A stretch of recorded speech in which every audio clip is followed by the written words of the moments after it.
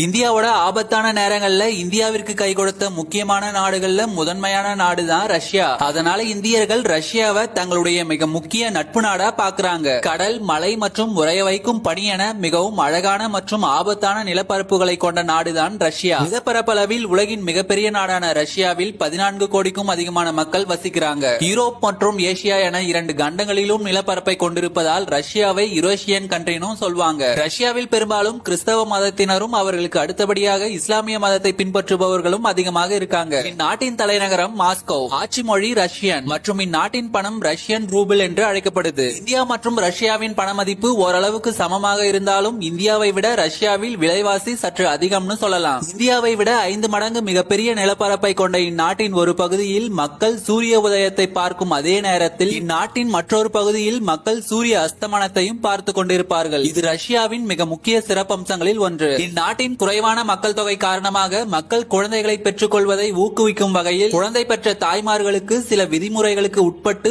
ஊக்கத்தொகையை அளித்து வருகின்றது ரஷ்யா. ஆனால் அந்த ஊக்கத்தொகையை நேரடியாக கைகளில் கொடுப்பது கிடையாது. அரசாங்கமே அப்பணத்தை வைத்துக் கொள்ளும். அப்போது ரஷ்ய மக்கள் அப்பணத்தை எப்படி பெறுவார்கள் என்கின்ற கேள்வியும் நமக்கு எழும். எடுத்துக்காட்டா சொல்லணும்னா, இப்ப ரஷ்யாவில பிரைவேட் ஸ்கூல்ல படிக்கிற குழந்தைக்கு வருஷத்துக்கு 1 லட்சம் ரூபாய் ஃபீஸ் கட்டணும்னா அதுக்கான பில் அல்லது அது சம்பந்தப்பட்ட ப்ரூஃப் ஏதாவது கொண்டு போய் அங்க இருக்கக்கூடிய கவர்மெண்ட் பேங்க்ல கொடுத்தா நேரடியா அரசாங்கமே அந்த ஸ்கூலுக்கு ஃபீஸ கட்டிடுவாங்க. மேலும் இந்த பணத்தை வீடு வாங்குவது, வீட்டை சரி செய்வது, குழந்தையின் கல்வி மற்றும் குழந்தையின் மருத்துவத்திற்கு மட்டுமே பயன்படுத்த முடியும். மேலும் சமீபத்தில் பள்ளி மாணவிகள் குழந்தை பெற்றாலும் இது போன்ற ஊக்கத்தொகை அளிக்கப்படும் என்று ரஷ்யாவின் 10 நகரங்களில் அறிவிக்கப்பட்டது. இது உலகம் முழுவதும் மிகவும் விமர்சனத்துக்குள்ளானது.